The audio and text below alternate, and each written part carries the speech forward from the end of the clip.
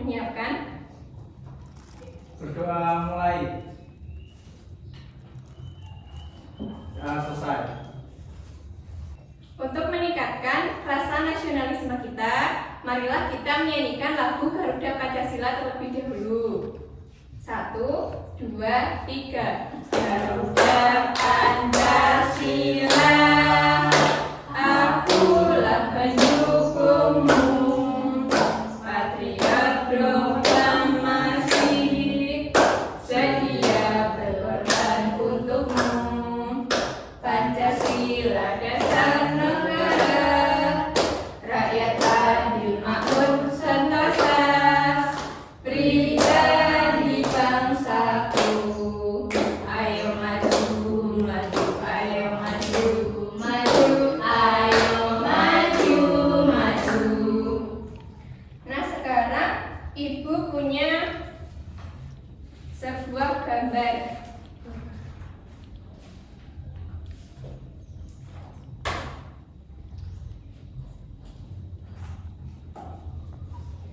Apa yang kalian lihat dari gambar ini? Lingkungan yang padat dan lingkungan yang bersih. Ya, betul sekali. Bagaimana cara menjaganya? Menyapu, Menyapu, membuang sampah pada tempatnya. membuang sampah pada tempatnya. Ya, betul. Jadi, rumah yang bersih adalah rumah yang dirawat, ditata, dan dibersihkan setiap hari. Dan rumah yang kotor, yaitu tidak dirawat, jarang dibersihkan, sampahnya banyak berserakan. Nah, sebelumnya Ibu akan membagikan kalian sebuah cerita.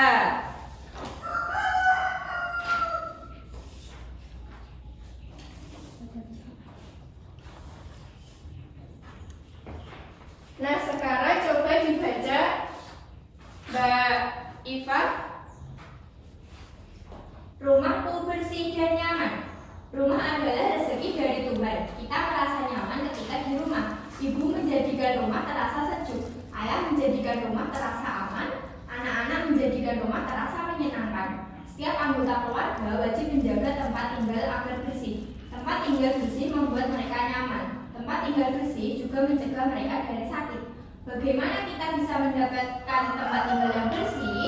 Setiap anggota keluarga berhak mendapatkan rumah bersih. Mereka bersama-sama menjaga lantai agar bersih, ruang tengah selalu rapi, meja makan selalu bebas dari piring kotor, dan dapur dari sampah serta halaman tertata rapi. Baik, terima kasih Mbak Iva. Nah, anak-anak, dari teks tadi terlihat bahwa agar rumah nyaman, setiap bagian rumah harus dijaga dan dibersihkan. Contohnya seperti lantai yang harus bersih, ruangan yang tertata rapi, meja bekas piring kotor harus dibersihkan, dapur bersih dari sampah, dan halaman yang tertata rapi. Sekarang bagaimana jika salah satu bagian rumah tidak terjaga? Berantakan. Ya, lalu bagaimana cara menjaganya agar tetap baik? Menyapu, membersihkan rumah. Iya, betul sekali. Nah, menyapu dan membersihkan rumah itu adalah contoh sebuah saran. Sebelumnya, apakah kalian tahu apa itu saran? Tidak tahu, Bu. Jadi, saran adalah pendapat atau usulan yang digunakan untuk memperbaiki sesuatu. Ciri-cirinya menggunakan kata sebaiknya, seharusnya, atau hendaknya. Menggunakan bahasa yang sopan dan berisi langkah yang bisa dilakukan. Contohnya, kalau tadi lantainya kotor, apa yang harus dilakukan? Membersihkannya. Sebaiknya lantainya dibersihkan agar terlihat bersih. Nah, sekarang Ibu akan membagi kalian menjadi 2 kelompok. Tugasnya yaitu membuat saran seperti contoh yang tadi. Nanti kalau sudah selesai, perwakilan dari kelompoknya maju ke depan dan mempresentasikannya ya.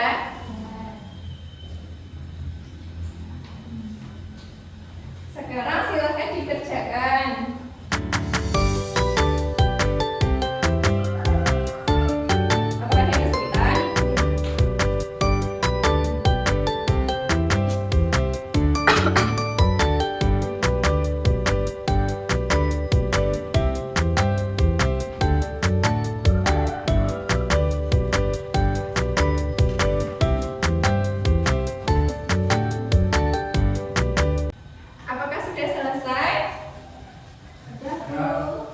Silakan untuk kelompok 1 maju ke depan.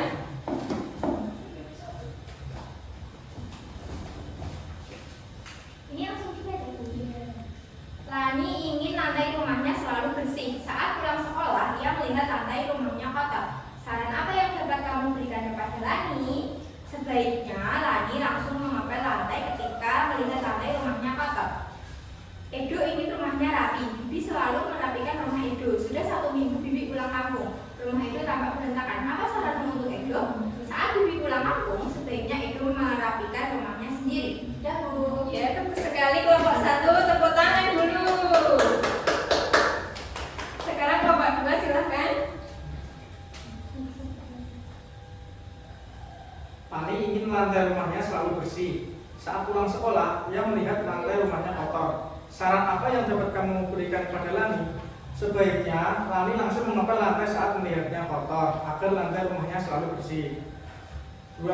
Edo ingin rumahnya rapi. Bibi selalu merapikan rumah Edo. Sudah 1 minggu Bibi pulang kampung. Rumah Edo tampak berantakan. Apa saranmu untuk Edo? Sebaiknya Edo membersihkan rumahnya sendiri karena bibinya sedang pulang kampung. Iya, bagus sekali kelompok 2. Sangat jelas ya, tepuk tangan dulu untuk kelompok 2. Nah, tadi kalian sudah maju ke depan mempresentasikannya. Semuanya bagus ya. Nah, tadi kalian belajar memberi saran agar rumahnya bersih. Nah, di rumah pasti kalian selalu menjaga kebersihan dan juga biasanya menghitung benda-benda yang ada di rumah. Contohnya seperti peralatan, jumlah mainan, dan lain-lain. Nah, sekarang Ibu punya cerita. Kalian dengarkan baik-baik ya. Baik, Bu. Bermain adalah hak bagi semua anak. Udin dan kakaknya baru selesai mandi sore. Mereka hendak bermain kelereng. Kaleng tempat menyimpan kelereng jatuh. Oleh karena itu, kelereng berserakan di ruang tengah. Udin dan kakaknya mengumpulkan kelereng bersama-sama. Jumlah kelereng semuanya 600 buah. Berapa kemungkinan kelereng yang bisa dikumpulkan Udin? Berapa kemungkinan kelereng yang bisa dikumpulkan kakak Udin? Apakah kalian paham maksud dari cerita tersebut? Kurang paham, Bu. Nah, Udin dan kakaknya mempunyai kelereng 600. Ini contohnya punya Bu Guru ya. Bu Guru punya kelereng 20. Kalau seandainya ini kelerengnya jatuh berserakan,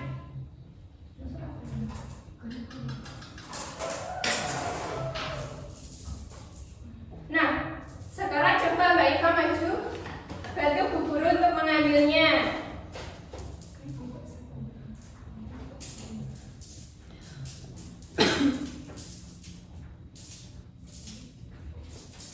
Sudah. Nah, Mbak Iva dapat berapa? 10, Bu. Bu Guru juga dapat 10. Jadi jumlahnya berapa? 10 tambah 10 sama dengan 20. Betul sekali. Terima kasih ya Mbak Iva.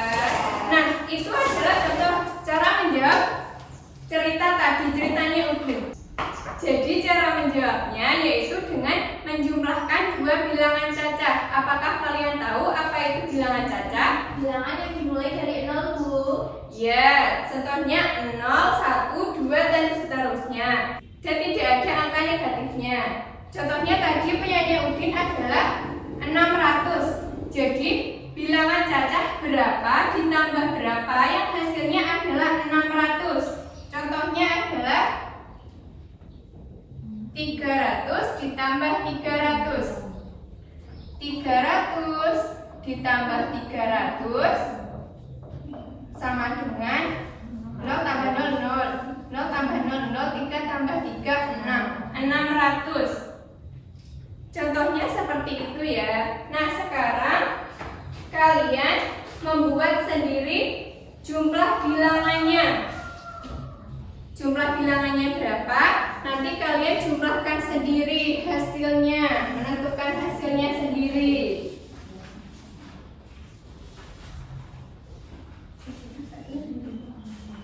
Coba sekarang dikerjakan.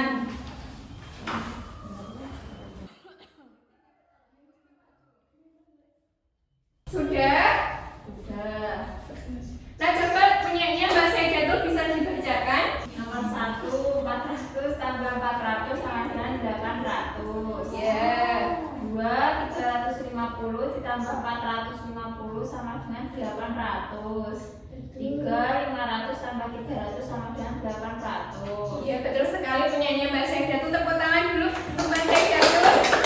Sekarang coba penyanyi Mbak Ulia. Silakan dibacakan Mbak Ulia.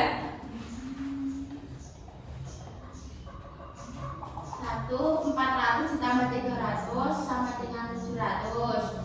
Ya. Nomor 2, 500 ditambah 200 sama dengan 700. Betul. Nomor 3, 250 ditambah 450 sama dengan 700. Ya, betul. Sudah, oke, tepuk tangan untuk Mbak Ulia. Nah, tadi kalian sudah belajar tentang menghitung. Kita juga harus belajar mengatur sikap agar rumah bisa lebih nyaman. Rumah yang bersih dan nyaman itu akan terwujud dari seluruh anggota keluarga yang melakukan kewajiban dan nanti akan mendapatkan sebuah hak. Apakah kalian tahu apa itu hak dan apa itu kewajiban? Tidak.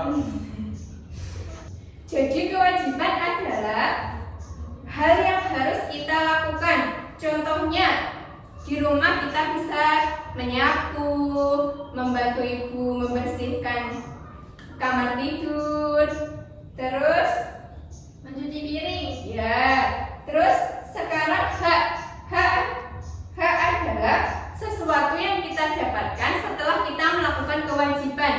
Contohnya, tadi sudah menyapu, apa yang kita dapatkan? Rumah menjadi bersih, terus kita mendapatkan kasih sayang orang tua, kita mendapatkan tempat tinggal yang layak. Nah, kalian sudah mengenal apa itu hak dan kewajiban. Sekarang coba kalian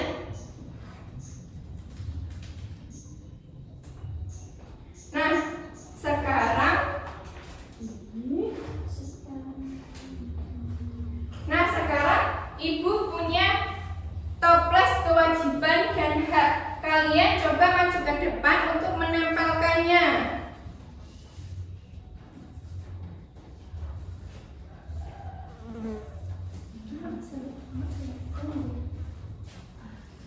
Ya, coba tadi kan kita sudah mengenal hak dan kewajiban.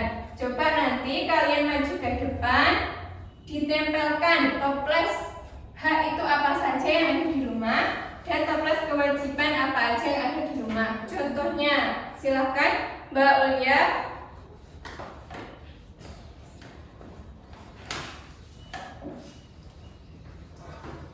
Mendapat pendidikan yang layak ini termasuk hak di rumah, Bu. Iya, betul sekali Mbak Ulia. Terus mentaati peraturan rumah ini termasuk kewajiban di rumah. Iya, betul sekali Mbak Ulia. Terima kasih ya Mbak Ulia. Sekarang Mbak Umi bisa maju ke depan.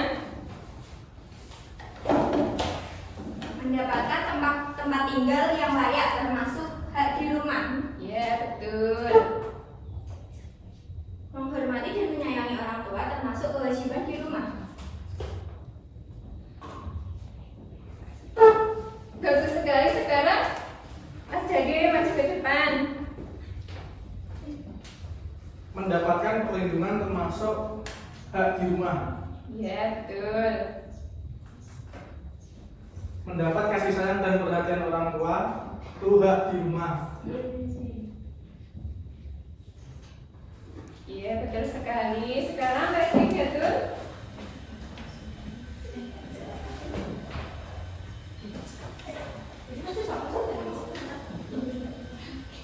Belajar dengan rajin termasuk kewajiban di rumah. Iya, betul. Membantu pekerjaan rumah termasuk kewajiban di rumah. Iya, betul sekali. Terima kasih ya Mbak Syahidatul. Nah, kalian pasti sudah tahu kan tadi apa saja hak dan kewajiban. Sekarang coba kalian maju ke depan untuk menceritakan hak dan kewajiban apa saja yang pernah kalian lakukan di rumah? Coba Mbak Iva maju ke depan.